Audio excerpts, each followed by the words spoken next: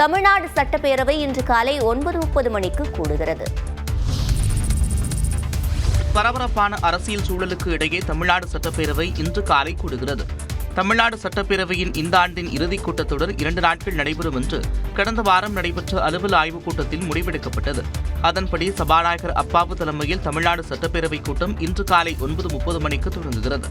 இந்நிலையில் கூட்டத்தொடரின் முதல் நாளான இன்று மறைந்த முன்னாள் உறுப்பினர்கள் மற்றும் அண்மையில் உயிரிழந்த முக்கிய தலைவர்கள் ஆளுமைகளுக்கு சட்டப்பேரவையில் இரங்கல் தெரிவிக்கப்படும். அதனைத் தொடர்ந்து 2024-2025 ஆண்டிற்கான கூடுதல் செலவினங்களுக்கான துணை நிதிநிலை அறிக்கையும் தாக்கல் செய்யப்படும் என்று கூறப்படுகிறது. மேலும் மதுரை மாவட்ட மரிட்டாப்பட்டியில் டங்ஸ்டன் சுரங்கம் அமைக்கும் முடிவை கைவிட வலியுறுத்தும் தீர்மானத்தை முதலமைச்சர் மு க ஸ்டாலின் முன்மொழிவார் என்றும் எதிர்பார்க்கப்படுகிறது. கடலூர், மயிலாடுதுறை, நாகப்பட்டினம் மாவட்டங்களில் வரும் புதன்கிழமை மிக கனமழை பெய்யலாம் என்று வானிலை ஆய்வு மையம் தெரிவித்துள்ளது. சென்னையிலும் மிக கனமழைக்கான எச்சரிக்கை விடுக்கப்பட்டுள்ளது. தென்கிழக்கு வங்கக்கடலில் உருவான காற்றழுத்த தாழ்வு பகுதி வடமேற்கு திசையில் நகர்ந்து புதன்கிழமையன்று இலங்கை, தமிழகம் கடற்கரையை நோக்கி நகரக்கூடும் என்றும் தெரிவிக்கப்பட்டுள்ளது. இதன் காரணமாக தமிழ்நாடு, புதுச்சேரியில் மிதமான மழை பெய்யலாம் என்றும் கணிக்கப்பட்டுள்ளது. மயிலாடுதுறை, நாகப்பட்டினம், திருவாரூர், தஞ்சை, கடலூர் மாவட்டங்கள் மற்றும் புதுவை, காரைக்காலில் நாளை கனமழை பெய்ய வாய்ப்புள்ளது. நாளை மறுதினம் கடலூர், மயிலாடுதுறை, நாகப்பட்டினம் மாவட்டங்கள் மற்றும் காரைக்காலில் மிக கனமழையும், காஞ்சிபுரம், செங்கல்பட்டு, விழுப்புரம், கள்ளக்குறிச்சி, அரியலூரில் கனமழை பெய்ய வாய்ப்புள்ளதாகவும் வானிலை மையம் தெரிவித்துள்ளது. இதேபோல பெரம்பலூர், திருச்சி, தஞ்சாவூர், திருவாரூர், புதுக்கோட்டையிலும் நாளை மறுதினம் கனமழை பெய்யக்கூடும். செங்கல்பட்டு, விழுப்புரம், கடலூர் மற்றும் புதுச்சேரியில் வியாழக்கிழமை மிக கனமழை பெய்ய வாய்ப்புள்ளதாக வானிலை மையம் கணித்துள்ளது. சென்னை, திருவள்ளூர், காஞ்சிபுரம், கள்ளக்குறிச்சி உட்பட 13 மாவட்டங்களில் வியாழக்கிழமை கனமழை பெய்யும் என்று வானிலை ஆய்வு மையம் தெரிவித்துள்ளது. வங்கக்கடலில் நிலை கொண்டுள்ள காற்றழுத்த தாழ்வு பகுதி புயலாக மாற வாய்ப்பில்லை என்று தனியார் வானிலை ஆய்வாளர் ஸ்ரீகாந்த் தெரிவித்துள்ளார். நியூஸ் 18க்கு பேட்டியளித்த அவர் இதனை கூறினார். இது போகக்கூடிய பாதை கிட்டத்தட்ட ஃபெஞ்சால் புயல் எங்க போச்சோ அதே இடத்துல தான் போகுது. ஸோ தென்கிழக்கு வங்கக்கடலை துவங்கி இலங்கைக்கு கிழக்கு பகுதியில் அதுக்கப்புறம் டெல்டா நோக்கி வரப்போகுது.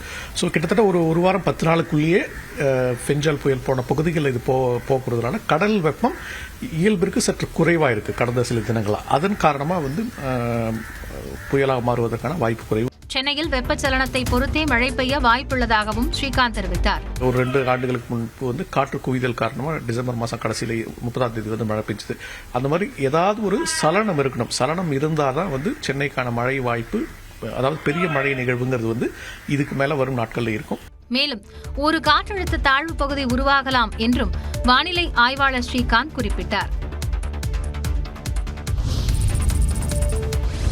வரும் புதன் மற்றும் வியாழக்கிழமை சென்னையில் கனமழைக்கு வாய்ப்பிருப்பதாக கூறியுள்ள வானிலை ஆய்வாளர் பிரதீப் ஜான், வங்கக்கடலில் நிலை கொண்டுள்ள காற்றழுத்த தாழ்வு பகுதி புயலாக மாற வாய்ப்பு மிக குறைவு என்று குறிப்பிட்டுள்ளார். சென்னை, செங்கல்பட்டு, காஞ்சிபுரம், திருவள்ளூர் மாவட்டங்களில் வரும் புதன் மற்றும் வியாழக்கிழமை கனமழை பெய்யக்கூடும் என்று பிரதீப் ஜான் தனது எக்ஸ் பக்கத்தில் பதிவிட்டுள்ளார். அதேபோன்று நாகப்பட்டினம், மயிலாடுதுறை, கடலூர், விழுப்புரம், புதுச்சேரி மற்றும் காரைக்காலிலும் புதன் மற்றும் வியாழக்கிழமை கனமழைக்கு வாய்ப்பிருப்பதாக குறிப்பிட்டுள்ளார். வங்கக்கடலில் நிலை கொண்டுள்ள காற்றழுத்த தாழ்வு பகுதி தாழ்வு மண்டலமாக வலுப்பெறலாம், ஆனால் புயலாக மாறுவதற்கு வாய்ப்பு மிக குறைவு என்றும் பெஞ்சல் போன்று நீடித்து இருக்காது என்றும் பிரதீப் ஜான் தெரிவித்துள்ளார். தமிழ்நாட்டில் கிறிஸ்துமஸ் பண்டிகை வரை மழை தொடரும் என்று குறிப்பிட்டுள்ள அவர், நடப்பாண்டு வடகிழக்கு பருவமழை காலத்திலும் சென்னையில் சராசரி மழைப்பொழிவு 100 சென்டிமீட்டர் வரை பதிவாகும் என்று கணித்துள்ளார். கடலூர் மற்றும் புதுச்சேரியில் வெள்ள பாதிப்புகளை மத்திய குழு ஆய்வு செய்தது.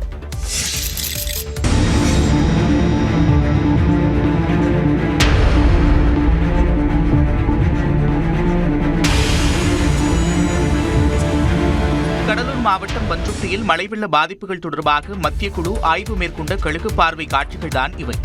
பெஞ்சல் புயல் தாக்கத்தால் ஏற்பட்ட வெள்ள பாதிப்புகளை ஆய்வு செய்ய மத்திய குழு தமிழ்நாடு வந்துள்ளது.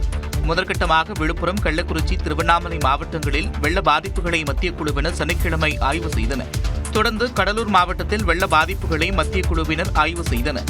பன்ருட்டி அருகே உள்ள பகண்டை பகுதியில் தென்பெண்ணை ஆற்றில் ஏற்பட்ட வெள்ளப்பெருக்கால் சேதமடைந்த சாலைகள் மற்றும் விளைநிலங்களை பார்வையிட்டனர்.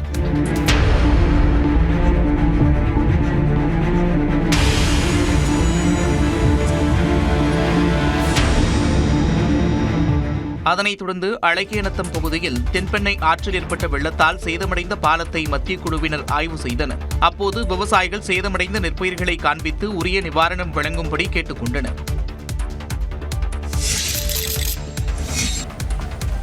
புதுச்சேரியில் கனமழை வெள்ளத்தால் பாதிக்கப்பட்ட பகுதிகளை மத்திய குழு ஆய்வு செய்தபோது விவசாயிகள் கண்ணீர் மல்க தங்களது துயரங்களை எடுத்துரைத்தனர். பென்சல் புயலால் புதுச்சேரியில் கடும் பாதிப்புகள் ஏற்பட்டிருக்கும் நிலையில் மத்திய உள்துறை இணைச் செயலாளர் ராஜேஷ் குப்தா தலைமையிலான குழுவினர் அங்கு புயல் மழை வெள்ள பாதிப்புகளை ஆய்வு செய்தனர். அப்போது புதுச்சேரியில் ஏற்பட்ட பாதிப்புகள் குறித்து மத்திய குழுவிடம் மாவட்ட ஆட்சியர் குலோத்துங்கன் மற்றும் மின்துறை அதிகாரிகள் எடுத்துக் கூறினர். பண்டு சோழநல்லூர் கிராமத்திற்கு சென்றபோது அக்கிராம மக்கள் தங்களது துயரங்களை எடுத்துரைத்தனர். இந்த ஒரு வழி மட்டும்தான் போகணும்னா 10 கிலோமீட்டர் சுற்றி தான் வந்து இப்படி வரணும். எவ்வளோ பசங்க போகணும்? கிட்டத்தட்ட ஒரு 100-150 பசங்கிட்ட அங்கேருந்து இங்கே வரணும். கரையாம்பட்டு ஸ்கூலுக்கு வரணும். இங்கே என்ன சாலை சுத்தமாக கரையாம்பட்டு ஸ்கூலுக்கு வரணும். அதெல்லாம் ஒன்றுமே எல்லாம் பாதிப்பு 3 கிலோமீட்டர். முன்னதாக டிஎன் பாளையத்தில் சபாநாயகர், ஆட்சியர் ஆகியோருடன் மத்திய குழுவினர் ஆய்வு நடத்தி கொண்டிருந்த போது அவர்களை சூழ்ந்து கொண்டு அப்பகுதி மக்கள் சில இடங்களுக்கு வராதது ஏன் என்று கூறி வாக்குவாதத்தில் ஈடுபட்டனர்.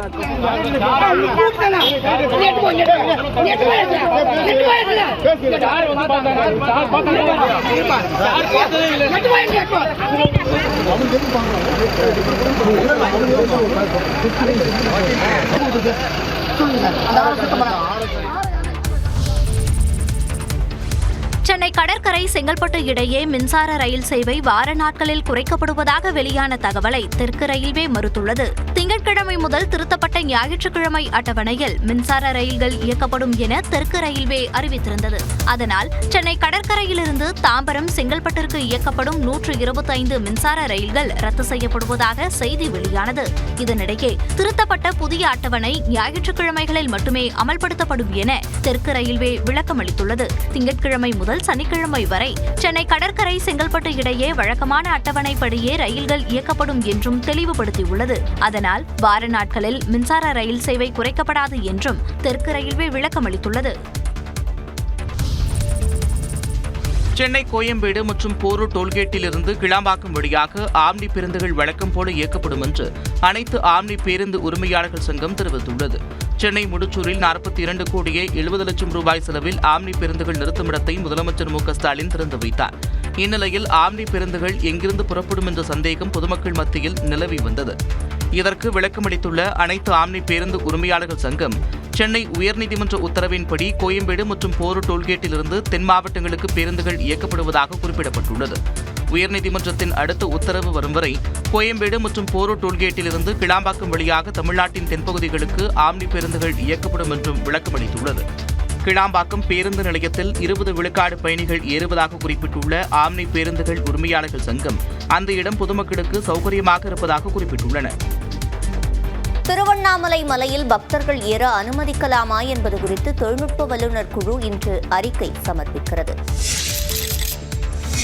திருவண்ணாமலையில் திருக்கார்த்திகை தீப திருவிழாவின் 5ஆம் நாள் உற்சவ நிகழ்ச்சி கோலாகலமாக நடைபெற்றது.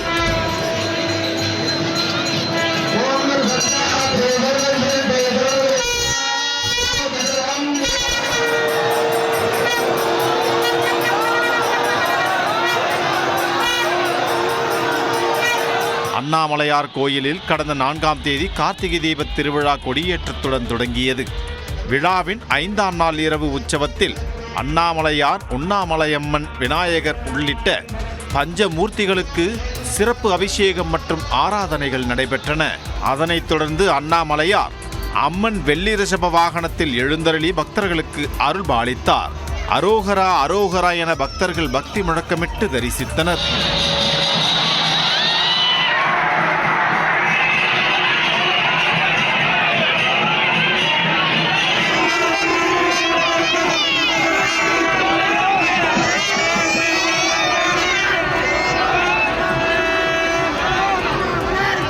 பஞ்சமூர்த்திகள் ஒன்றன் பின் ஒன்றாக 4 மாட வீதிகளில் உலா வந்து காட்சியளித்தனர். குளிரையும் பொருட்படுத்தாமல் ஏராளமான பக்தர்கள் சாமி தரிசனம் செய்தனர்.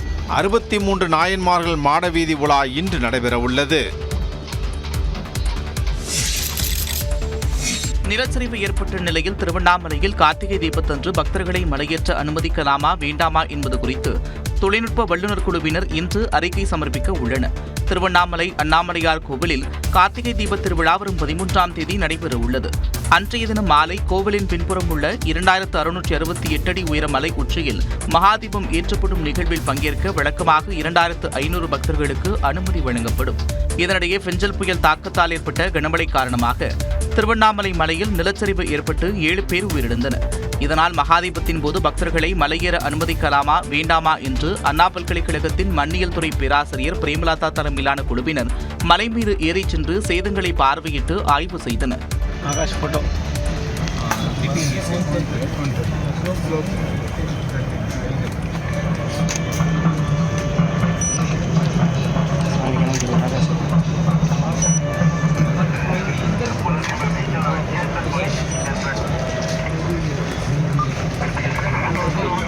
மலையில் சேதம் ஏற்பட்ட இடம் உட்பட பல்வேறு பகுதிகளிலிருந்து மண், கற்கள் உள்ளிட்டவற்றை ஆய்வு பரிசோதனைக்காக சேகரித்தனர்.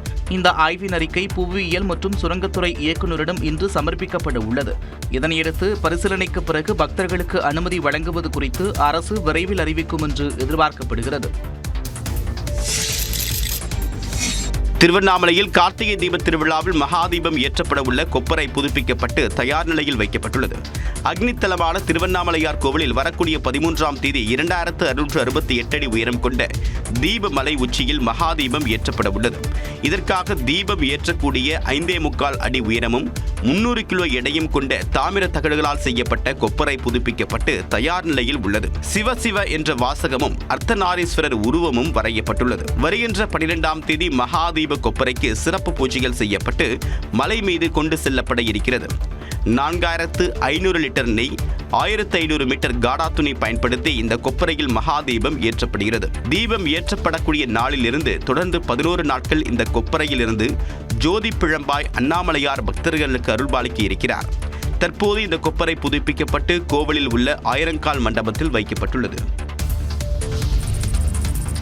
டிஎன்பிஎஸ்சி குரூப் 4 தேர்வில் தேர்ச்சி பெற்றவர்களுக்கு சான்றிதழ் பதிவேற்றுவதில் ஏதேனும் குறைபாடுகள் இருந்தால் இம்மாதம் 21ஆம் தேதிக்குள் சரி செய்ய இறுதி வாய்ப்பு வழங்கப்பட்டுள்ளது.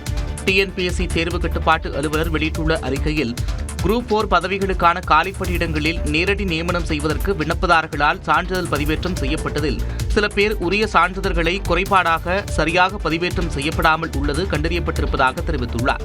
ஆகவே இத்தகைய விண்ணப்பதாரர்களுக்கு இறுதி வாய்ப்பு வழங்கும் விதமாக வரும் 21ஆம் தேதி வரை விடுபட்ட மற்றும் சரியான சான்றிதழ்களை பதிவேற்றம் செய்யும் வாய்ப்பு வழங்கப்படுவதாக குறிப்பிட்டுள்ளார். சம்பந்தப்பட்ட விண்ணப்பதாரர்களுக்கு குறுஞ்செய்தி மற்றும் மின்னஞ்சல் மூலமாக அறிவுறுத்தப்பட்டிருப்பதாகவும் அவ்வாறு தெரிவிக்கப்பட்டுள்ள சான்றிதழ்களை இணையதளம் வாயிலாக பதிவேற்றம் செய்ய அறிவுறுத்தப்பட்டிருப்பதாகவும் கூறியுள்ளார். உரிய சான்றிதழ்களை பதிவேற்றம் செய்யாத விண்ணப்பதாரர்களின் கோரிக்கை மற்றும் விண்ணப்பம் நிராகரிக்கப்படும் என்றும் டிஎன்பிஎஸ்சி தேர்வு கட்டுப்பாட்டு அலுவலர் தெரிவித்துள்ளார். கேரளாவில் நடந்த வைக்கம் போராட்டத்தில் தந்தை பெரியார் பங்கேற்றதன் 100ஆண்டு நிறைவு விழா நிகழ்ச்சியில் முதலமைச்சர் மு க ஸ்டாலின் பங்கேற்கிறார். இது தொடர்பாக தமிழக அரசு வெளியிட்டுள்ள செய்திக்குறிப்பில், கேரள மாநிலம் வைக்கத்தில் தாழ்த்தப்பட்ட சமுதாயத்தைச் சேர்ந்த வழக்கறிஞர் மாதவனை நீதிமன்றத்திற்குள் அனுமதிக்காததை கண்டித்து போராடியவர்கள் சிறை சென்றபோது தந்தை பெரியார் போராட்டத்தை தலைமையேற்று தொடர கோரிக்கை விடுத்த நிலையில் அவர் 1924இல் தொடர் போராட்டங்களை நடத்தி சிறை சென்றது சுட்டிக்காட்டப்பட்டுள்ளது. பின்னர் பெரியாரின் துணைவியார் நாகம்மையாரும் தங்கை கண்ணம்மாளும் போராட்டத்தை தொடர்ந்த நிலையில் மக்களும் சேர்ந்து கொள்ள திருவாங்கூர் சமஸ்தானம் பணிந்தது. ஈழவர் முதலான அனைத்து வகுப்பினரும் வைக்கம் கோவில் தெருக்களில் நடந்து செல்ல அனுமதிக்கப்பட்டனர். அப்போது வைக்கம் வீரர் என்று பெரியாரை திருவிக பாராட்டி எழுதினார். இந்நிலையில் பெரியாரின் நினைவாக வைக்கத்தில் நூலகம், நினைவகம் தமிழக அரசால் பின்னர் கட்டப்பட்டது. வைக்கம் போராட்டத்தின் 100ஆண்டு நிறைவு விழாவை முன்னிட்டு நூலகமும் நினைவகமும் 8.14 கோடியில் புதுப்பிக்கப்பட்டன. அதை வரும் 12ஆம் தேதி காலை 10 மணியளவில் தமிழ்நாடு முதலமைச்சர் மு க ஸ்டாலின் திறந்து வைக்க உள்ளார். விழாவுக்கு கேரள முதலமைச்சர் பினராயி விஜயன் தலைமை வகிக்க உள்ளார். மேலும் திராவிடர் கழக தலைவர் கி வீரமணி, அமைச்சர்கள் துரைமுருகன், ஏவாவேலு, மூபே சுவாமிநாதன் மற்றும் கேரள அமைச்சர்கள், உயரதிகாரிகளும் பங்கேற்க உள்ளதாக தமிழ்நாடு அரசு வெளியிட்ட செய்திக்குறிப்பில் தெரிவிக்கப்பட்டுள்ளது. குலத்தொழிலை செய்ய வேண்டும் என்று கூறிக்கொண்டு டெல்லியில் ஒரு குரூப் சுற்றி வருவதாக துணை முதலமைச்சர் உதயநிதி ஸ்டாலின் பேசியிருக்கிறார். சென்னை சேத்துப்பட்டில் உள்ள MCC பள்ளியில் முன்னாள் மாணவர்கள் சந்திப்பு நிகழ்ச்சி நடைபெற்றது. அதில் துணை முதலமைச்சர் உதயநிதி ஸ்டாலின், அமைச்சர்கள் சேகர் பாபு, அன்பில் மகேஷ், நாடாளுமன்ற உறுப்பினர் கலாநிதி மாறன் மற்றும் சட்டமன்ற உறுப்பினர்கள் கலந்து கொண்டு சிறப்பித்தனர். நிகழ்ச்சியில் பேசிய உதயநிதி, தனது தந்தை படித்த பள்ளிக்கு சிறப்பு விருந்தினராக வந்தது மகிழ்ச்சி என்றார். பசங்க படிக்கிற ஸ்கூலுக்கு தான் பேரண்ட்ஸ் போவாங்க. பேரண்ட்ஸ் டீச்சர்ஸ் மீட்டிங் கூப்பிடுவாங்க. ஏதாவது கம்ப்ளைண்ட் இருந்தா கூப்பிடுவாங்க. ஆனா எனக்கு இங்க பாருங்க, எங்க அப்பா படிச்ச ஸ்கூலுக்கு என்ன கூப்பிட்டுருக்கீங்க. ஆனா கம்ப்ளைண்ட் எதுவும் சொல்லல, கோரிக்கை வச்சிருக்கீங்க. கண்டிப்பா அந்த கோரிக்கைகளை நிச்சயமாக இந்த பள்ளிக்கு நிறைவேற்றி தருவோம். பள்ளிக்கல்வித்துறை அமைச்சர் இருக்கிறாரு. தமிழ்நாடோட சிஎம் உங்க ஸ்டூடெண்ட் தான். குலத்தொழிலை செய்வதுதான் விஸ்வகர்மா திட்டம் என்று உதயநிதி ஸ்டாலின் விமர்சித்தார். ஆதவ் அர்ஜுனா தற்போதும் கட்சியில் நீடிப்பதாக விசிக தலைவர் திருமாவளவன் தெரிவித்துள்ளார். ஆதவ் அர்ஜுனா தற்போது கட்சி மற்றும் பொறுப்பில் நீடிப்பதாக விசிக தலைவர் திருமாவளவன் தெரிவித்துள்ளார். அவர் கட்சியில் தான் இருக்கிறாரு, பொறுப்பில் தான் இருக்கிறாரு, தொடர்பில் தான் இருக்கிறாரு. ஆனால் இது சம்பந்தமாக நாங்கள் உயர்நிலைக்குள்ள பேசியிருக்கிறோம். அது பற்றி அவரிடத்தில் இன்னும் நாங்கள் எந்த தகவலையும் சொல்லவில்லை. அம்பேத்கர் புத்தக விழாவில் பங்கேற்க ஆதவ் அர்ஜுனாவை தான் அனுமதித்ததாகவும் திருமாவளவன் குறிப்பிட்டார். அவரை இந்த நிகழ்விலே பங்கேற்க வேண்டாம் என்று சொல்ல எனக்கு உடன்பாடு இல்லை. ஆனால் அவரை இடத்தில் கேட்டார், நீங்கள் பங்கேற்காத போது நான் பங்கேற்கலாமா என்று என்னிடத்தில் கேட்டார். அதை உருவாக்கியதே நீங்கள் என்கிற போது அதை தவிர்க்க வேண்டாம், கலந்து கொள்ளுங்கள், அதே நேரத்தில் கவனமாக பேசுங்கள் என்று கூறியிருந்தேன். ஆகவே என்னுடைய அனுமதி இல்லாமல் அவர் போகவில்லை. அவரை போக வேண்டாம் என்று சொல்லுவது ஜனநாயகம் இல்லை. ஆதவ் அர்ஜுனாவை புத்தக வெளியீட்டுக்கு போக வேண்டாம் என சொல்வது ஜனநாயகம் இல்லை என்றும் திருமாவளவன் விளக்கம் அளித்தார். ஆதவ் அர்ஜுனா மீது திருமாவளவன் நடவடிக்கை எடுக்க தயங்குவது ஏன் என்று தமிழக பாஜக மாநில தலைவர் அண்ணாமலை கேள்வி எழுப்பிய நிலையில், மற்ற கட்சிகள் போல விடுதலை சிறுத்தைகள் முடிவெடுக்காது என்று திருமாவளவன் பதிலளித்துள்ளார். அண்ணன் தொல் திருமாவளவன் அவர்கள் முக்கியமான தலைவர், இந்த நிகழ்ச்சிக்கு நான் போக மாட்டேன்னு ஒரு காரணம் சொல்லி போயிட்டார்.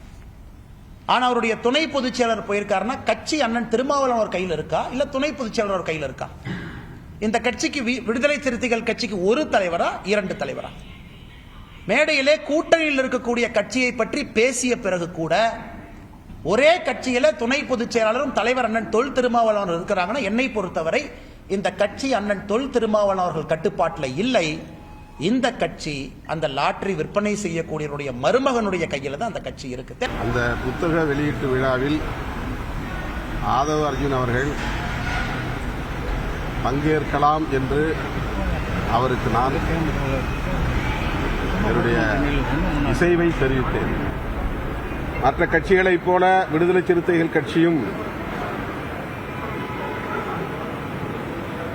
முடிவெடுக்க வேண்டும் என்று பலரும் எதிர்பார்க்கிறார்கள்.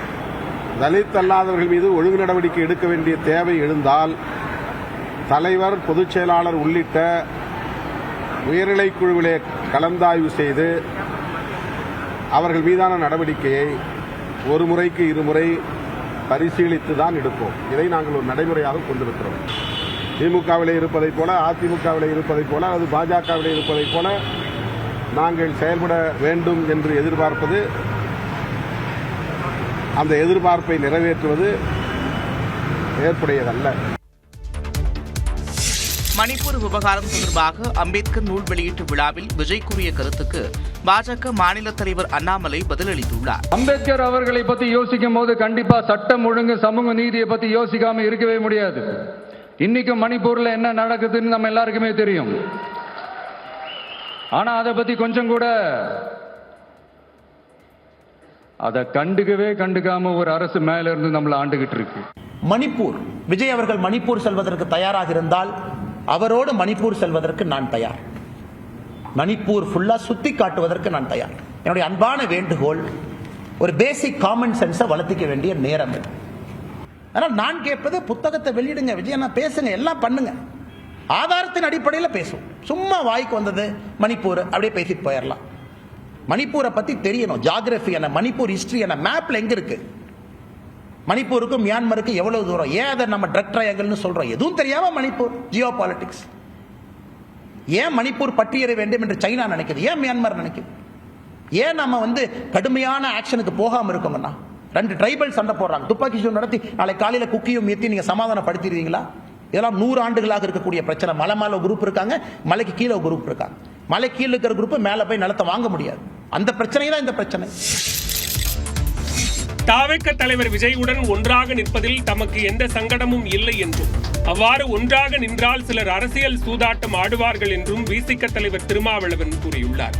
சென்னையில் நடந்த எல்லோருக்குமான தலைவர் அம்பேத்கர் புத்தக வெளியீட்டு விழாவில் திருமாவளவன் கலந்து கொள்ள இயலாத நிலையில் விஜய் பங்கேற்று பேசினார். அப்போது திருமாவளவனின் மனது நம்மோடுதான் இருக்கும் என்று விஜய் குறிப்பிட்டார். இது தொடர்பாக மதுரையில் செய்தியாளர்களிடம் பேசிய திருமாவளவன் விஜயுடன் தனக்கு எந்த சங்கடமும் இல்லை என்று விளக்கம் அளித்தார். விஜய் அவர்கள் மீது எனக்கு எந்த சங்கடமும் இல்லை, அவரோடு நிற்பதில் எனக்கு எந்த சங்கடமும் இல்லை. அம்பேத்கர் நூல் வெளியீட்டு விழாவில் பங்கேற்பதிலும் எனக்கு மகிழ்ச்சிதான். ஆனாலும் நானும் அவரும் ஒரே மேடையில் நின்றால் அதை வைத்து இங்கே அரசியல் சூதாட்டம் ஆட விரும்புகிறவர்கள் தமிழக அரசியல் களத்தில் கலைபரத்தை உருவாக்குவார்கள், குழப்பத்தை ஏற்படுத்துவார்கள். அதற்கு இடம் தர நான் விரும்பவில்லை. தான் விஜயுடன் சேர்ந்து நின்றால் தமிழகத்தில் அரசியல் சர்ச்சைகள் ஏற்படும் என்றும் திருமாவளவன் கூறினார். அர்பன் நக்சலான ஆடன் டெல்டும்பேவை புத்தக விழாவில் பங்கேற்க அழைத்தது ஏன் என்று பாஜக தலைவர் அண்ணாமலை கேள்வி எழுப்பிய நிலையில் அவர் மீதான குற்றச்சாட்டுகள் ஆதாரமற்றவை என்று விடுதலை சிறுத்தைகள் கட்சியின் தலைவர் திருமாவளவன் விளக்கமளித்துள்ளார். அவர் ஒரு அர்பன் நக்சல். அவருடைய தம்பி மிலிந்த் தெல்தும்படே 2021 கத்திரோச்சுரலி ஃபாரஸ்டுக்குள்ள நடந்த என்கவுண்டர்ல 22 நக்சல் சுட்டுக் கொல்லப்பட்ட பொழுது அவருடைய தம்பி மிலிந்த் தெல்தும்படே அவர்களும் கூட சுட்டுக் கொல்லப்பட்டார். அந்த பீமா கொரகேன் அந்த கேஸ் என்ன இருக்கோ, ஜனவரி 1, 2018 பூனே பக்கத்தில் அந்த பீமா கொரகேன் அந்த பெரிய ரயட் நடந்து ஏகப்பட்ட மக்கள் இறந்து அது ஒரு பெரிய கலவர பிரச்சனையாக மாறி நக்சல் ஸ்பான்சர் பண்ண அந்த வயலன்ஸ்ல கைது செய்யப்பட்டதுல முக்கிய குற்றவாளியாக இருப்பவர் இந்த ஆனந்த் தெல்தும்படே. அவர் மீதான குற்றச்சாட்டு ஆதாரமற்றது என்பதனால்தான் அவர் விடுதலை செய்யப்பட்டிருக்கிறார். அவருடைய உடன்பிறப்பு ஒருவர் தலைமறைவாகி இருக்கிறார் என்கிற சந்தேகத்தின் பெயரில் அவரை பிடித்து சென்றது NIA துறை, அவ்வளவுதான். அவர் வெளிப்படையாக பல துறைகளில் உயர்நிலை பொறுப்புகளில் இருந்து பணியாற்றியவர். IIT போன்ற உயர்கல்வி நிறுவனங்களில் பணியாற்றிய ஒரு பேராசிரியர். அவரை மேலும் தீவிரவாத முத்திரை குத்தி அந்நியப்படுத்த முயற்சிப்பது அநாகரிகமான அரசியல். பாஜக இது போன்ற அரசியலை தமிழ்நாட்டுக்கு வடக்கே வைத்துக் கொள்ள வேண்டுமே தவிர தமிழ்நாட்டில் வைத்துக் கொள்ளக்கூடாது. கடலூரில் வெள்ளத்தால் பாதிக்கப்பட்ட பகுதிகளுக்கு கூடுதல் நிவாரணம் அறிவிக்க வேண்டும் என்று பாமக தலைவர் அன்புமணி ராமதாஸ் வலியுறுத்தியுள்ளார். செத்து வைக்கணுமா?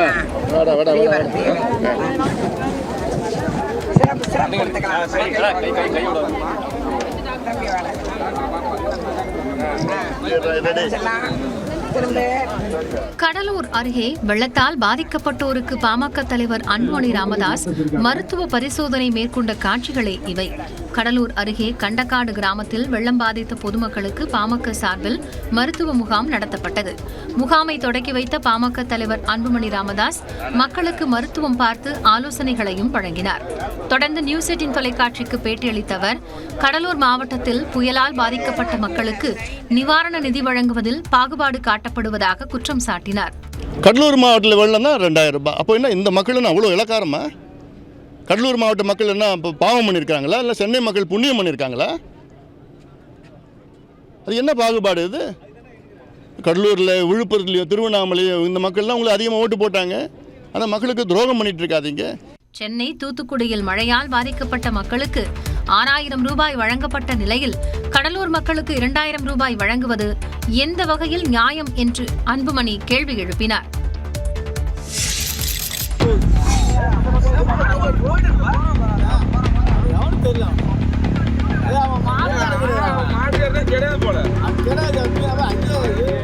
கடலூர் வெள்ளி கடற்கரை முகத்துவாரம் அருகே கடந்த 6 நாட்களாக நீரில் தத்தளித்த எருமை மாடு தற்போது உயிரோடு இல்லை. ஃபெஞ்சல் புயல் காரணமாக கொட்டி தீர்த்த கனமழையால் தென்பெண்ணை ஆற்றில் ஏற்பட்ட வெள்ளப்பெருக்கில் கடலூர் வெள்ளி கடற்கரை முகத்வாரத்தில் மேய்ந்து கொண்டிருந்த 30க்கும் மேற்பட்ட எருமை மாடுகள் கடலுக்குள் அழைத்துச் செல்லப்பட்டன. இதில் பல மாடுகள் உயிரிழந்ததாக கூறப்படுகிறது. எருமை மாடுகள் கடலில் அடித்துச் செல்லப்பட்டு 6 நாட்கள் கடந்த நிலையில் அதன் நிலை என்ன என்பது குறித்து எந்த தகவலும் தெரியாமல் இருந்தது. இந்நிலையில் கடலில் ஒரு எருமை மாடு தத்தளிப்பதை மீனவர்கள் பார்த்தனர்.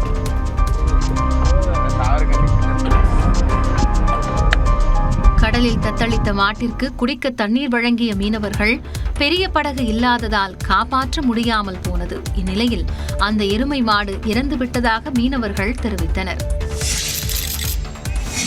விழுப்புரம் மாவட்டத்தில் புயல் நிவாரணத்திற்கான டோக்கன் வழங்கப்படாததை கண்டித்து கிராம மக்கள் நியாய விலைக் கடையை முற்றுகையிட்டு போராட்டம் நடத்தினர். ஃபெஞ்சல் புயலால் பாதிக்கப்பட்ட மக்களுக்கு குடும்பத்திற்கு 2000 ரூபாய் நிவாரணத் தொகை வழங்கப்படுகிறது. இதற்கான டோக்கன்கள் விநியோகிக்கப்பட்டு வருகின்றன.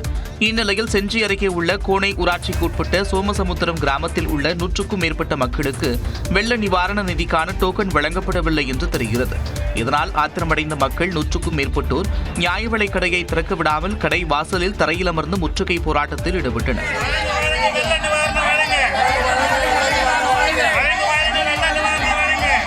தமிழ்நாடு அரசு வழங்கும் வெள்ள நிவாரண நிதி 2000 ரூபாய் டோக்கன் அனைத்து கிராமத்துக்கும் கொடுத்துவிட்டு எங்கள் கோனை பஞ்சாயத்திலும் செஞ்சி வட்டத்திலும் கொடுத்து எங்கள் ஊர் மற்றும் சோமசமுத்திரம் லிஸ்டில் இல்லை என்று வட்ட ஆட்சியர் மற்றும் வட்ட வழங்கல் அலுவலர் விஓ அனைவரும் தெரிவித்து விட்டார்கள்.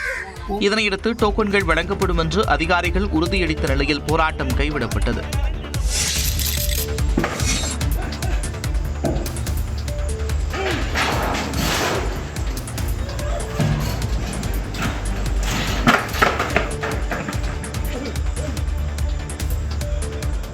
கோவை மேட்டுப்பாளையம் அருகே வீட்டிற்குள் புகுந்த இந்த யானை வாழைத்தாரை தூக்கிச் சென்றது.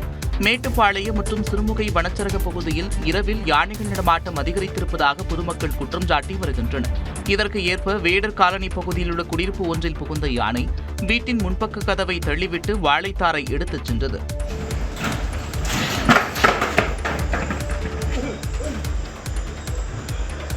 இதேபோன்று கோவை வெள்ளையங்கிரி மலைக்கோவில் வளாகத்தில் புகுந்த யானை பிரசாத கடைகளை சூறையாடியது.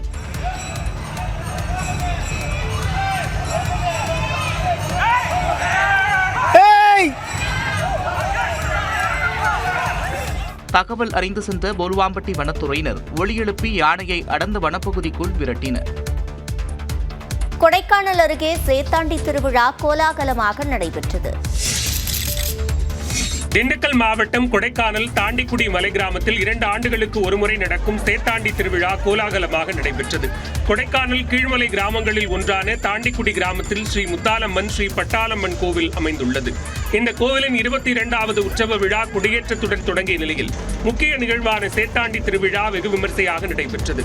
பக்தர்கள் ஒருவர் மீது ஒருவர் சேற்றினை அடித்தும் தலையில் செடியினை வைத்தும் ஊர்வலமாக சென்று முத்தாலம்மனை வழிபட்டனர்.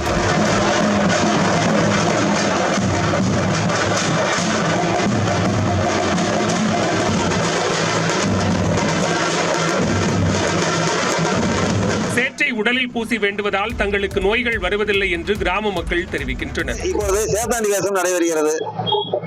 இது மண்குளியல் என்பது சீன நாட்டில் ஒரு வைத்தியமாக செயல்படுகிறது. அதே மாதிரி தோல்வியாதிகள் எல்லாம் குணமாவதற்காக இந்த சேத்தாண்டி வேஷம் போடப்படுகிறது. இந்த வினோத திருவிழாவில் கொடைக்கானல் சுற்றுவட்டார கிராமங்களில் இருந்து ஏராளமானோர் கலந்து கொண்டனர்.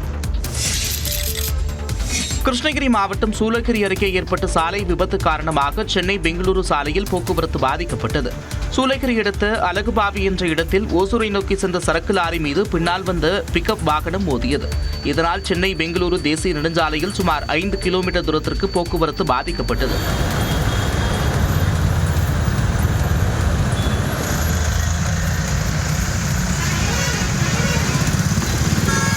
சம்பவ இடத்திற்கு விரைந்து வந்த சூளகிரி காவல்துறையினர் போக்குவரத்தை சீரமைத்தனர். சென்னையில் நடைபெற்ற பாலியல் குற்ற வழக்கு குறித்து விமர்சிக்க வேண்டாம் என்று காவல்துறை கேட்டுக் கொண்டுள்ளது. சென்னையில் மனநலம் பாதிக்கப்பட்ட மாற்றுத்திறனாளி மாணவி ஒருவரின் தந்தை தன்னுடைய மகளிடம் சிலர் பாலியல் சீண்டல் முயற்சி செய்ததாக அளித்த புகாரின் அடிப்படையில் CSR பதிவு செய்யப்பட்டு விசாரணை நடைபெற்றதாக காவல்துறை தரப்பில் தெரிவிக்கப்பட்டுள்ளது. இந்த வழக்கில் பாலியல் குற்றம் நடந்திருப்பது உறுதியான நிலையில் எழும்பூர் அனைத்து மகளிர் காவல் நிலையத்தில் வழக்கு பதிவு செய்யப்பட்டு ஒரு பள்ளி மாணவரும் கல்லூரி மாணவரும் கைது செய்யப்பட்டிருப்பதாகவும் கூறப்பட்டுள்ளது. இந்த வழக்கில் பாதிக்கப்பட்ட பெண் மனநலம் பாதிக்கப்பட்ட மாற்றுத்திறனாளியாக இருப்பதால் விசாரணை செய்வதில் சவால் இருப்பதாக காவல்துறை தெரிவித்துள்ளது. மேலும் வழக்கை பொதுவெளியில் விமர்சிப்பது, சாட்சியங்களை கலைத்து புலன் விசாரணைக்கு இடையூறு ஏற்படுத்துவது மட்டுமில்லாமல் பாதிக்கப்பட்ட பெண்ணிற்கும் அவருடைய குடும்பத்திற்கும் மன உளைச்சலை ஏற்படுத்தும் என்பதால் வழக்கு விசாரணையை விமர்சிக்க வேண்டாம் என்று சென்னை மாநகர காவல்துறை கேட்டுக் கொண்டுள்ளது. சென்னையில் தெலுங்கு பேசும் மக்கள் சார்பில் நடைபெற்ற நிகழ்ச்சியில் பங்கேற்க நடிகை கஸ்தூரிக்கு காவல்துறையினர் அனுமதி மறுத்தனர். தெலுங்கு பேசும் மக்கள் குறித்து அவதூறாக பேசிய வழக்கில் ஹைதராபாத்தில் கைது செய்யப்பட்ட நடிகை கஸ்தூரி அண்மையில் பிணையில் வெளியே வந்தார். இந்நிலையில் சென்னையில் தனியார் திரையரங்கம் ஒன்றில் தமிழ்நாடு தெலுங்கு பீப்புள் சொசைட்டி சார்பில் நடைபெற்ற நிகழ்ச்சியில் சிறப்பு விருந்தினராக பங்கேற்பதற்காக கஸ்தூரி சென்றார். ஆனால் அவரை நிகழ்ச்சியில் கலந்து கொள்வதற்கு காவல்துறையினர் அனுமதி வழங்கவில்லை. இதனையடுத்து வடபழனி காவல் நிலைய உதவி ஆய்வாளரை சந்தித்த கஸ்தூரி நிகழ்ச்சியில் அனுமதி மறுக்கப்பட்டது குறித்து விளக்கம் கேட்டறிந்தார். பின்னர் செய்தியாளர்களிடம் பேசிய அவர் இதுபோன்று நிகழ்ச்சியில் பங்கேற்பதற்கு தடை ஏற்படுவது வருத்தமளிப்பதாக கூறினார். நம்ம மேல ஒரு வீண் பழி ஒன்று சுமத்தப்பட்டிருக்கு. அந்த நேரத்தில் இந்த மாதிரி ஒரு பாசிட்டிவான நிகழ்ச்சியில கலந்துக்கிறதும் தடைப்படுது அப்படிங்கிறது எனக்கு இன்னும் ரொம்ப வருத்தமா இருக்கு.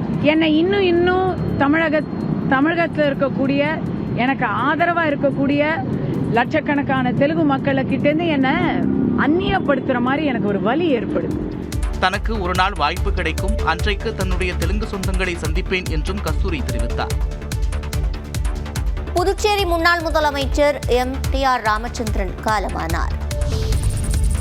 புதுச்சேரி முன்னாள் முதலமைச்சர் எம்.டி.ஆர். ராமச்சந்திரன் வயது முதிர்வால் காலமானார். அவருக்கு வயது 94. காங்கிரஸ் கட்சியைச் சேர்ந்த எம்.டி.ஆர். ராமச்சந்திரன் 1969 நெட்டப்பாக்கத்தில் சட்டமன்ற உறுப்பினராக தேர்வு செய்யப்பட்டார். அதன் பிறகு 1980 முதல் 83 வரை திமுக ஆட்சியில் இருந்தபோது முதலமைச்சராக பதவி வகித்தார். தொடர்ந்து 1990 முதல் 91 வரை மீண்டும் திமுக ஜனதா தள கூட்டணி ஆட்சியில் முதலமைச்சராக பதவி வகித்தார். பிறகு 2001 முதல் 2006 ஆண்டு வரை புதுச்சேரி சட்டப்பேரவையின் சபாநாயகராக இருந்த ராமச்சந்திரன் 2006 ஆண்டு முதல் காங்கிரஸ் கட்சியில் தன்னை இணைத்துக் கொண்டு அரசியல் பணிகளை மேற்கொண்டு வந்தார். இந்நிலையில் ராமச்சந்திரனின் மறைவுக்கு இரங்கல் தெரிவித்துள்ள முதலமைச்சர் மு க ஸ்டாலின் திமுக சார்பில் புதுவையின் முதலமைச்சராக இருந்து பல்வேறு நலத்திட்டங்களை செயல்படுத்தி சாதனை படைத்தவர் ராமச்சந்திரன் என்று புகழாரம் சூட்டியுள்ளார். 2ஆம் கட்ட சென்னை மெட்ரோ ரயில் திட்டத்தின் கீழ் பூவிருந்தவள்ளி முதல் போரூர் வரையிலான திட்டப்பணிகள் 90% நிறைவடைந்திருப்பதாக மெட்ரோ திட்ட இயக்குநர் அர்ஜுனன் கூறியுள்ளார். நியூஸ் 18 தமிழ்நாடு தொலைக்காட்சிக்கு அவர் அளித்த பேட்டியில் அடுத்த ஆண்டு பிப்ரவரி மாதத்திற்குள் 100% பணிகள் நிறைவு பெற்று மார்ச் அல்லது ஏப்ரல் மாதங்களில் சோதனை ஓட்டம் நடத்தப்படும் என்று கூறினார். பூந்தமல்லி பைபாஸ்ல இருந்து போரூர் வரைக்கும் இது ஒரு 9 கிலோமீட்டர் வரும். டெப்போலாம் ஓரளவு 90% ரெடி ஆயிடுச்சு. மற்றபடி அங்க பூந்தமல்லியிலிருந்து போரூர் ஜங்ஷன் வரைக்கும் ட்ராக் ஒர்க் எல்லாம் நடந்துட்டு இருக்கு. இது திட்டமிட்டபடி டிசம்பர் 25 முடிக்க போறோம். சோதனை ஓட்டம் வெற்றி பெற்றவுடன் போரூர் முதல் பூவிருந்தவள்ளி வரையிலான மெட்ரோ சேவை அடுத்த ஆண்டு டிசம்பர் மாதத்தில் தொடங்கும் என்றும் அவர் கூறினார். பூந்தமல்லி பைபாஸ்ல இருந்து போரூர் வரைக்கும் இந்த காட்டுப்பாக்கம் ஃபிளைஓவரை சேர்த்து கட்டுறதுனால அது அந்த இடத்துல மட்டும் இன்னும் கொஞ்சம் ட்ராக் போட முடியாது. அது எப்படியும் பிப்ரவரி ஆயிரும். மார்ச்ல இருந்து ஏப்ரல்ல சோதனை ஓட்டம் டெஃபினட்டா வயாடக்ட் நடக்கும். இந்நிலையில் போரூர் முதல் வடபழனி வரை ஈரடுக்கு மேம்பாலத்தில் மெட்ரோ ரயில்கள் இயக்கப்பட உள்ளதாகவும் மெட்ரோ திட்ட இயக்குநர் அர்ஜுனன் தெரிவித்துள்ளார். சென்னை விமான நிலையத்தில் சுங்கத்துறை அதிகாரிகளை தாக்கியதாக இலங்கை பயணிகள் மீது காவல் நிலையத்தில் புகார் அளிக்கப்பட்டுள்ளது. இலங்கையை சேர்ந்த சலீம் உட்பட 4 பேர் ஸ்ரீலங்கன் ஏர்லைன்ஸ் மூலமாக சென்னை விமான நிலையம் வந்துள்ளனர். விமான நிலைய சுங்கத்துறை துணை ஆணையர் சரவணன் தலைமையில் அதிகாரிகள் அவர்களை சோதனைக்கு உட்படுத்தினர். அப்போது தாங்கள் துணி வியாபாரிகள் என்றும் அதற்காக சென்னையில் துணி வாங்க வந்திருப்பதாகவும் தெரிவித்துள்ளனர். தொடர்ந்து விசாரணை மேற்கொண்டதில் இலங்கை பயணிகளுக்கும் சுங்கத்துறை அதிகாரிகளுக்கும் இடையே வாக்குவாதம் ஏற்பட்டுள்ளது. ஒரு கட்டத்தில் சுங்கத்துறை அதிகாரிகளை இலங்கை பயணிகள் கடுமையாக தாக்கியதாக கூறப்படுகிறது. இதனால் அந்த பகுதியில் அசாதாரண சூழல் நிலவியது. சரியா சரவணன் கையால பிச்சு சரியா மூஞ்ச பிச்சு சரியா டேமேஜ் ஆக்கி இவர் இது பண்ணாரு சரியா சரவணன் ஓகே சரியா. இதையடுத்து சலீம் உட்பட 4 பேரையும் சுங்கத்துறை அதிகாரிகள் சென்னை விமான நிலைய காவல் நிலையத்தில் படைத்தனர். அதனைத் தொடர்ந்து சுங்கத்துறை இணை ஆணையர் சரவணன் 4 பேர் மீது காவல் நிலையத்தில் புகார் அளித்தார். அதில் 4 பேரும் சோதனை செய்ய விடாமல் அதிகாரிகளுக்கு கொலை மிரட்டல் விடுத்ததாக தெரிவித்துள்ளார். இது தொடர்பாக காவல்துறையினர் விசாரணை மேற்கொண்டு வருகின்றனர். எல்லை தாண்டி மீன்பிடித்ததாக ராமநாதபுரம் மண்டபத்தைச் சேர்ந்த 8 மீனவர்களுக்கு இலங்கை நீதிமன்றம் வரும் 20ஆம் தேதி வரை நீதிமன்ற காவல் விதித்துள்ளது. ராமநாதபுரம் மாவட்டம் மண்டபம் கடல் பகுதியில் இருந்து மீனவர்கள் கடலுக்கு மீன்பிடிக்க சென்றனர். நெடுந்தீவு அருகே மீன்பிடித்துக் கொண்டிருந்த போது அங்கு வந்த இலங்கை கடற்படை எல்லை தாண்டி மீன்பிடித்ததாக கூறி 2 விசை படகுகளுடன் 8 மீனவர்களையும் சிறைப்பிடித்தனர். பின்னர் கைதான மீனவர்களை காங்கேசன் துறைமுகத்திற்கு அழைத்துச் சென்று விசாரித்தனர். இதனைத் தொடர்ந்து 8 பேரையும் யாழ்ப்பாண மீன்வளத்துறை அதிகாரிகள் ஊர்காவல்துறை நீதிமன்ற நீதிபதி வீட்டில் ஆஜர்படுத்தினர். அப்போது வழக்கை விசாரித்த நீதிபதி ஷாலினி மீனவர்களை வரும் 20ஆம் தேதி வரை நீதிமன்ற காவலில் வைக்க உத்தரவிட்டார். இதையடுத்து மீனவர்கள் 8 பேரும் யாழ்ப்பாணம் சிறையில் அடைக்கப்பட்டனர். ஆரணி அருகே இறந்தவரின் உடலை கொண்டு செல்ல மயான பாதை இல்லாமல் விவசாய நிலத்தில் கொண்டு செல்லும் அவலநிலை ஏற்பட்டுள்ளது. ஆரணி அருகே ஒகையூர் கிராமத்தில் 400க்கும் மேற்பட்ட குடும்பங்கள் வசித்து வருகின்றன. இங்கு பல ஆண்டுகளாக இறந்தவர்களின் உடலை கொண்டு செல்ல மயான பாதை இல்லை. இந்நிலையில் நேற்று ஒகையூர் கிராமத்தைச் சேர்ந்த 50 வயது பெருமாள் என்பவர் உடல்நலக்குறைவு ஏற்பட்டு உயிரிழந்தார். அவரது சடலத்தை உறவினர்கள் விளைநிலங்கள் வழியாக சிரமப்பட்டு கொண்டு சென்றனர்.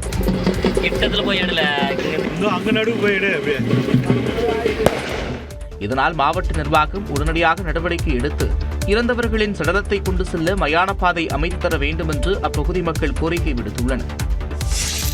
திண்டுக்கல் மாவட்டம் ஆத்தூர் அருகே புலி நடமாட்டம் இருப்பதால் மக்கள் அச்சமடைந்துள்ளனர்.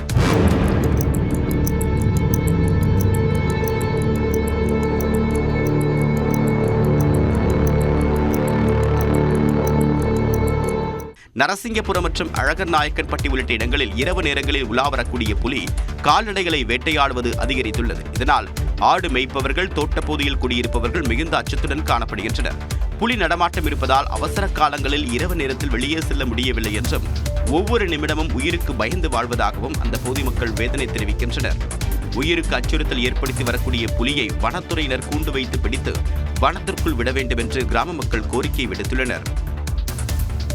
வார விடுமுறையொட்டி சுற்றுலா தலங்களில் மக்கள் கூட்டம் அலைமோதியது. விடுமுறை தினத்தை ஒட்டி ஏற்காடு மற்றும் ஒகேனக்கலில் சுற்றுலா பயணிகள் குவிந்தனர். ஃபெஞ்சல் புயல் காரணமாக மண் சரிவு ஏற்பட்டதால் கடந்த வாரம் ஏற்காட்டில் சுற்றுலா பயணிகளுக்கு அனுமதி மறுக்கப்பட்டது. நிலைமை சீரான நிலையில் விடுமுறை தினமான ஞாயிற்றுக்கிழமை ஏராளமான சுற்றுலா பயணிகள் குவிந்தனர். படகிலத்தில் திரண்ட அவர்கள் நீண்ட நேரம் சவாரி மேற்கொண்டனர்.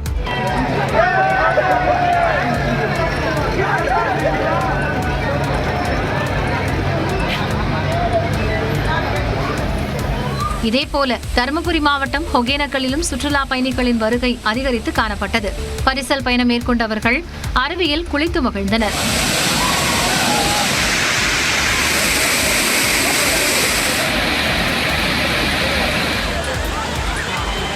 மேலும் பூங்காவில் குடும்பத்துடன் அமர்ந்து மீன் சமையலை ருசித்து சாப்பிட்டு மகிழ்ந்தனர்.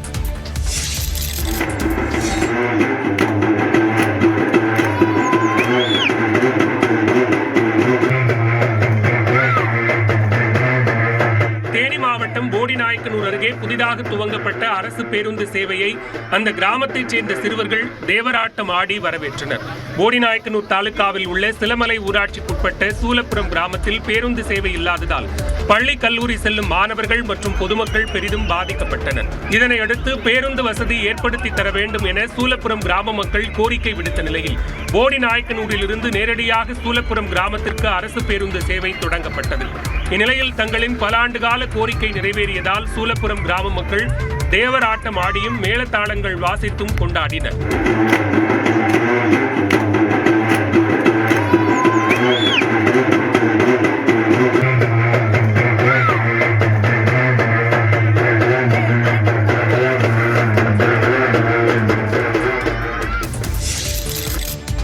கார்த்திகை மாதம் என்பதால் திண்டுக்கல் சந்தையில் மீன்களின் விற்பனை மந்தமாக காணப்படுவதாக வியாபாரிகள் தெரிவிக்கின்றனர். திண்டுக்கல்லில் மாநகராட்சிக்கு சொந்தமான மீன் சந்தை செயல்பட்டு வருகிறது. தூத்துக்குடி, ராமேஸ்வரம், கன்னியாகுமரி, நாகை, கேரளா உள்ளிட்ட இடங்களில் இருந்து மீன்கள் இங்கு விற்பனைக்கு கொண்டு வரப்படுகிறது. பொதுமக்களும் வகை வகையான மீன்களை ஆர்வத்துடன் வாங்கிச் செல்வது வழக்கம்.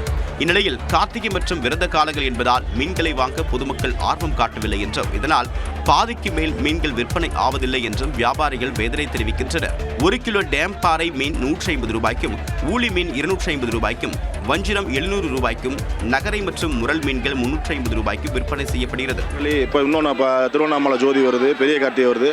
இந்த காரணத்தினால இங்கே நாங்கள் கொண்டு வந்து சரக்குகளை இறக்குனாலும் அவ்வளோ ஒரு பெரிய வியாபாரம் இல்லை. சும்மா ஒரு 100% வியாபாரம் ஆகிற இடத்துல வந்து இங்கே 50% வியாபாரம் தான் போயிட்டுருக்குது. இது வந்து வியாபாரிகளுக்குள்ள கொஞ்சம் கஷ்டமான நிலைமையாக இருக்குது. சனி மற்றும் ஞாயிற்றுக்கிழமைகளில் நாள் ஒன்றுக்கு 8 டன் மீன்கள் விற்பனை செய்யக்கூடிய இடத்தில் 3 டன் மீன்களே விற்பனையாவதாக வியாபாரிகள் கூறுகின்றனர். டெல்லி நோக்கி பேரணியாக செல்ல முயன்ற விவசாயிகள் மீது கண்ணீர் புகை குண்டு வீசப்பட்டது.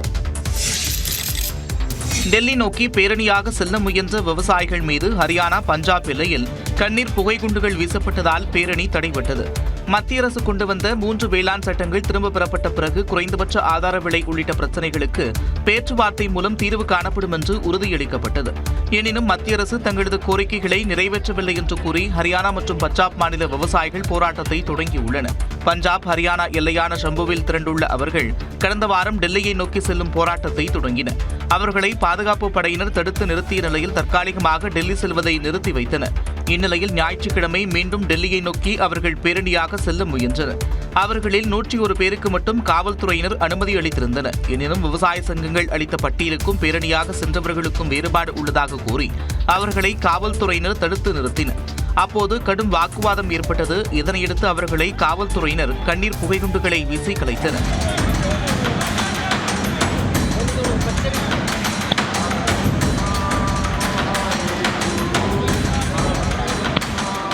இதனால் போராட்டத்தை விவசாயிகள் நாள் முழுவதும் ஒத்திவைத்தனர்.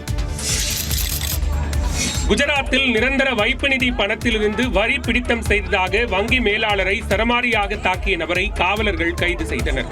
குஜராத் மாநிலம் அகமதாபாத்தில் உள்ள பிரேம்சந்த் நகரில் இயங்கி வரும் யூனியன் வங்கி கிளையில் ஜெய்மன் ராவல் என்பவர் நிரந்தர வைப்பு நிதியில் முதலீடு செய்துள்ளார். நிரந்தர வைப்பு நிதி முதிர்வு பெற்ற நிலையில் அதற்காக வங்கி நிர்வாகம் TDS எனப்படும் வரி பிடித்தம் செய்ததாக தெரிகிறது.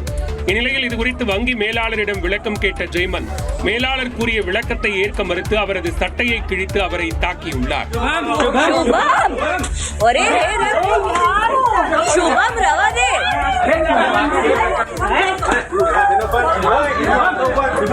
இதனையடுத்து வங்கி மேலாளர் அளித்த புகாரின் பேரில் ஜெய்மனை காவலர்கள் கைது செய்தனர்.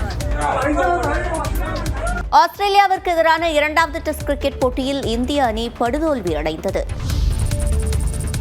இந்தியாவுக்கு எதிரான 2வது டெஸ்ட் கிரிக்கெட் போட்டியில் ஆஸ்திரேலிய அணி 10 விக்கெட் வித்தியாசத்தில் அபார வெற்றி பெற்றது. 5 போட்டிகள் கொண்ட டெஸ்ட் தொடரின் முதல் போட்டியில் இந்திய அணி வெற்றி பெற்ற நிலையில் 2வது போட்டி அதிலைடில் நடைபெற்றது. முதல் இன்னிங்ஸில் இந்திய அணி 180 ரன்களில் சுருண்ட நிலையில் ஆஸ்திரேலிய அணி 337 ரன்கள் குவித்தது. 157 ரன்கள் பின்தங்கிய நிலையில் 2வது இன்னிங்ஸை தொடங்கிய இந்திய அணியில் முன்னணி வீரர்கள் சொற்ப ரன்களில் ஆட்டமிழந்தனர். 5 விக்கெட் இழப்பிற்கு 128 ரன்கள் என்ற நிலையில் இந்திய அணி 3வது நாள் ஆட்டத்தை தொடர்ந்தது. ரிஷப் பண்ட் 28 ரன்களில் விக்கெட்டை பறிகொடுத்தார். ரவிச்சந்திரன் அஸ்வின் 7 ரன்களில் விவிலியன் திருப்பினார். சற்று தாக்குப்பிடித்து அதிரடியாக விளையாடிய நிதிஷ்குமார் 42 ரன்களில் ஆட்டமிழந்தார். முடிவில் இந்திய அணி 175 ரன்களில் அனைத்து விக்கெட்டுகளையும் பறிகொடுத்தது. இதனையடுத்து 19 ரன்கள் என்ற எளிய இலக்குடன் ஆஸ்திரேலிய அணி 2வது இன்னிங்ஸில் விளையாடியது. அந்த அணி 4வது ஓவரில் இலக்கை எட்டி 10 விக்கெட் வித்தியாசத்தில் அபார வெற்றி பெற்றது. இந்தியா, ஆஸ்திரேலியா என இரு அணிகளும் தலா ஒரு போட்டியில் வெற்றி பெற்றுள்ள நிலையில் 3வது டெஸ்ட் பிரிஸ்பேனில் வரும் 14ஆம் தேதி தொடங்குகிறது. நடிகர் சூர்யாவின் 45வது படத்திலிருந்து இசையமைப்பாளர் AR ரஹ்மான் விலகியதாக தகவல் வெளியாகியுள்ளது. சூர்யா 45 படத்தை நடிகரும் இயக்குனருமான RJ பாலாஜி இயக்கி வருகிறார். அண்மையில் கோவை மாவட்டம் ஆனைமலை மாசாணியம்மன் கோயிலில் இப்படத்திற்கான பூஜை நடத்தப்பட்டு அதே பகுதியில் படப்பிடிப்பும் தொடங்கியது. இப்படத்திற்கு இசையமைப்பாளர் AR ரஹ்மான் இசையமைக்கின்றார் என படக்குழு அதிகாரப்பூர்வமாக ஏற்கனவே அறிவித்திருந்தது. AR ரஹ்மானும் இதற்கு சம்மதம் தெரிவித்ததாக பல நேர்காணலில் இயக்குனர் RJ பாலாஜி தெரிவித்திருந்தார். இந்த நிலையில் இந்த படத்திலிருந்து AR ரஹ்மான் விலகியுள்ளதாக தகவல் வெளியாகியுள்ளது. அதனை உறுதிப்படுத்தும் விதமாக படத்தின் ஒளிப்பதிவாளரை படக்குழு தற்போது அறிவித்துள்ளது. அந்த போஸ்டரில் AR ரஹ்மான் பெயர் இடம்பெறவில்லை. இதுகுறித்து விசாரித்ததில் AR ரஹ்மான் தானே விலகியதாகவும் இன்னும் ஓரிரு நாளில் படக்குழு புதிய இசையமைப்பாளரை அறிவிக்கும் எனவும் தகவல் கிடைத்துள்ளது.